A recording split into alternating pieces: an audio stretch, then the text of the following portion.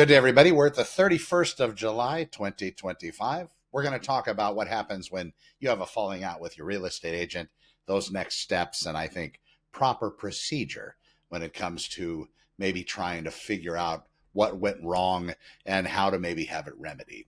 Now, as far as today goes, the end of July, July 31st, 2025, inventory is 807 total active listings for sale. This is up about 9 from yesterday. We do see these adjustments in real estate inventory every single day. They come up, they come down. Right now, we've been stuck around 800 units for about 3 weeks now.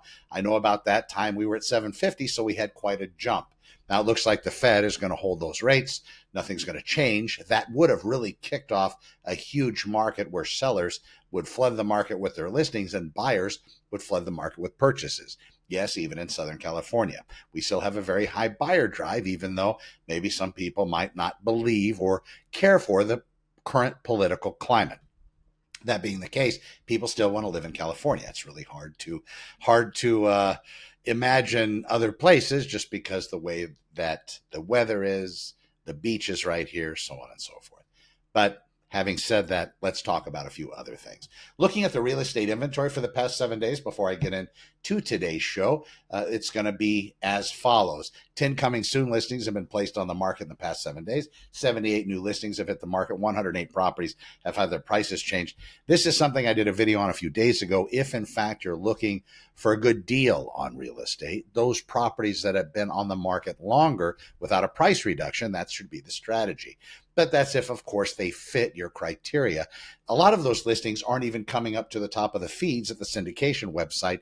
You can easily go to SantaClaritaOpenHouses.com and you can see listings that are older, the longest time on the market listings first. So then you can start with those, look for a little green indicator that shows price reductions. And when you see those that have been on the market a long time that exceed the typical days on market timeframes of 40, 50, and 60 days, something longer than that, without any kind of a price reduction, and even a 30-day point without a price reduction, maybe not a bad strategy. Look at where those values happen to be. And of course, have your agent put together comps, and then you can put together a very strategically written offer with a letter that's going to include your why.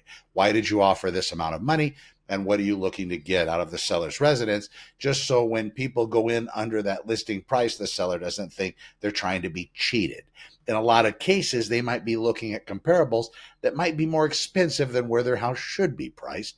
It's important for them to see it in real, black and white on a piece of paper when they get this particular offer so they can digest it. Not that they're going to get it in writing anymore, or not in physical form. It's probably going to be on the internet. They're going to get it via email, but at least this way, if they do print it out, and I know a lot of the older generation sellers in my world, they do print these things out so they can look and they can digest it and really understand it. So that's where the market happens to be. The Fed did not reduce that rate, and it looks like properties will continue to increase in price, at least in Santa Clarita in Southern California here over the next few months, but not very much, maybe 1%, 1.5%. So we're not going to see a lot of climbing.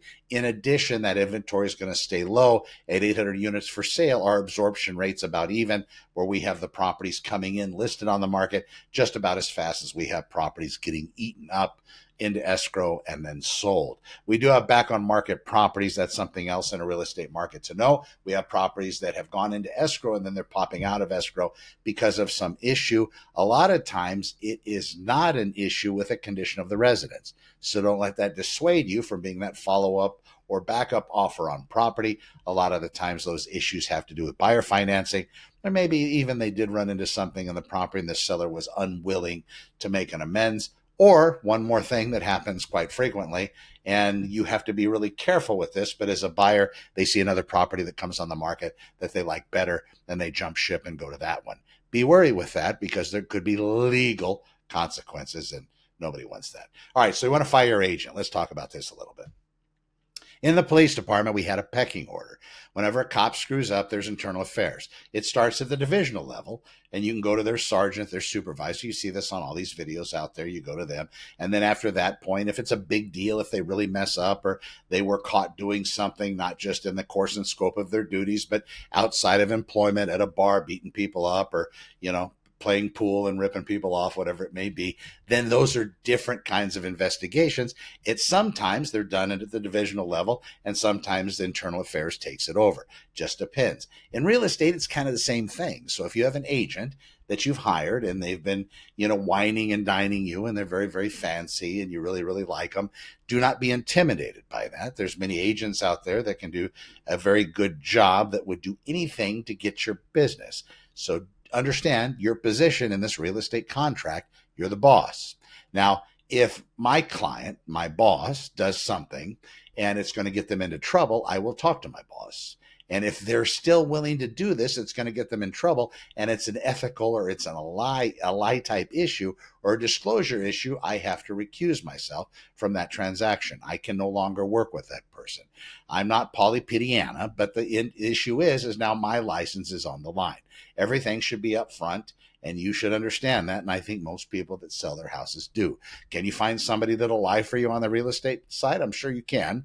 But again, if they're going to lie to you about something that you want them to lie about, what are they lying to you about things that you don't want them to lie about? If you have this falling out, there's one way. I think the best way to settle it would be to start getting the air clear. Reach out to your agent over telephone or email. And I have to say email's probably the best because there's more accountability there and you're making the record. You're putting into writing where your displeasure lies. You're explaining to them what went on, what you didn't like, and how they can maybe remedy it or at least get an explanation from them to make sure you didn't misunderstand.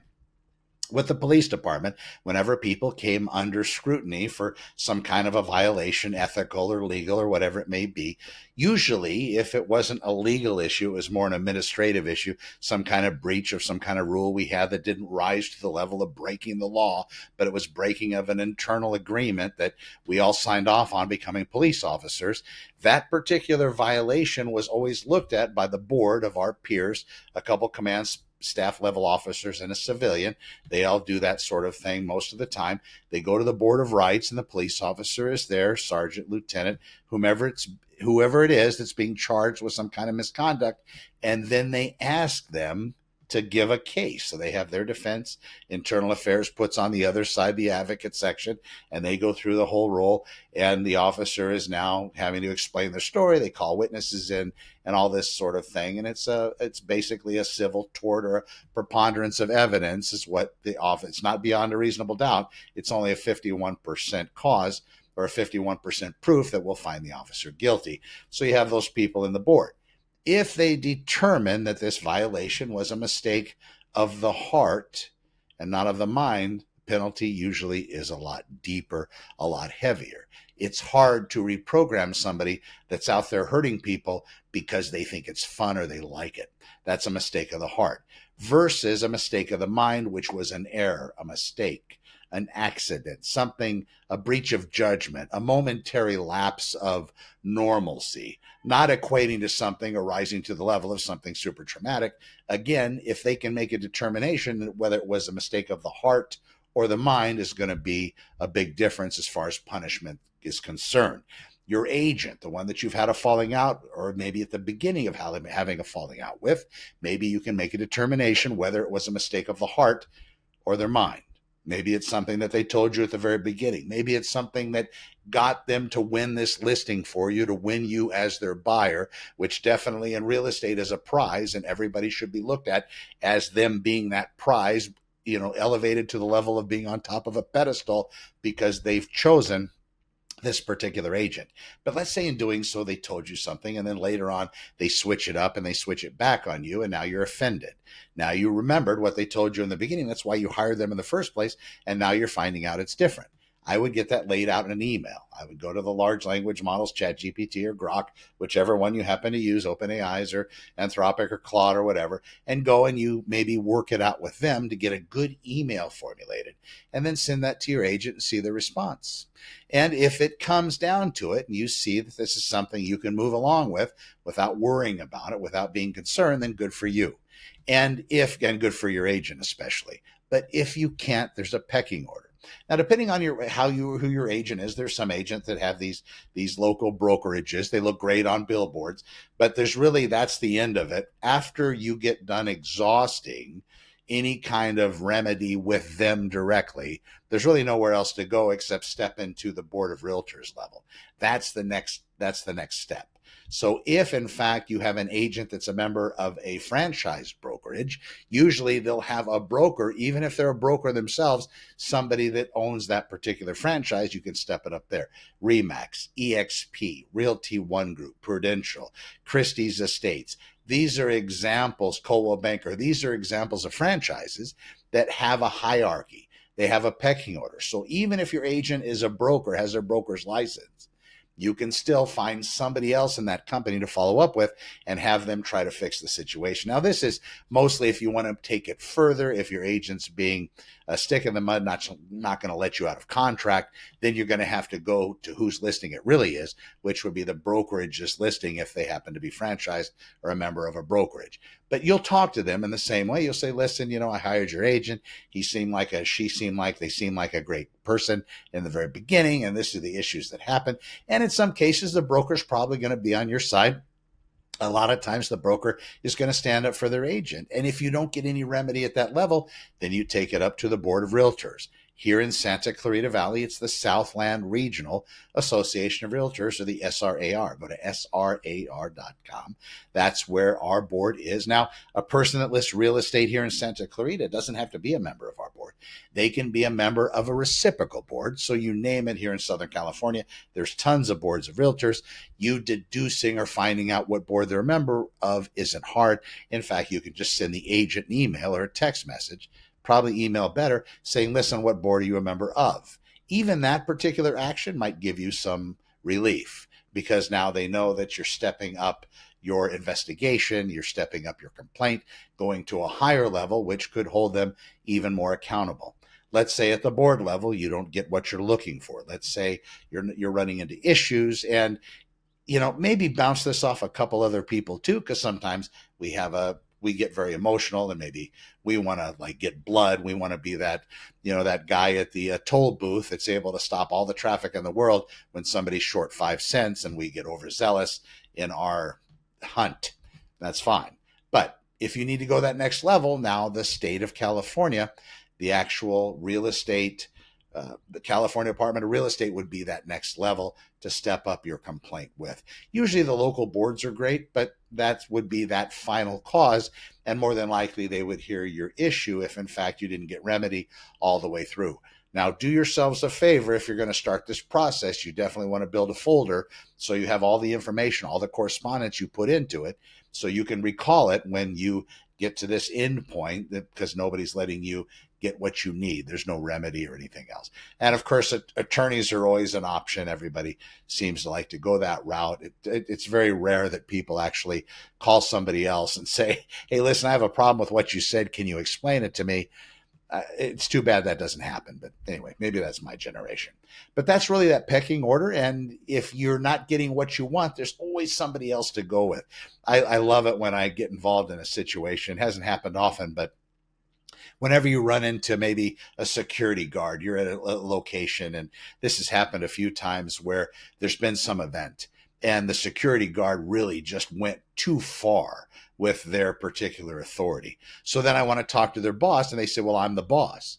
I say, well, you're the boss. Well, who do you call if there's, well, nobody. It's me. I said, so let's say you pulled your gun out and you blew somebody away. Who would you call then? Oh, would you handle that yourself? That's all you would need? Well, no, I would then call that person. There's always somebody else. So don't let people tell you, well, I'm the boss. I'm the guy that decides. There's always somebody else. So do yourselves a favor. Be good to each other. If you have an issue with your agent, follow up with them, give them that benefit of the doubt, see where they are. I think everybody in this world deserves that. And if they really do have a black heart, then move on.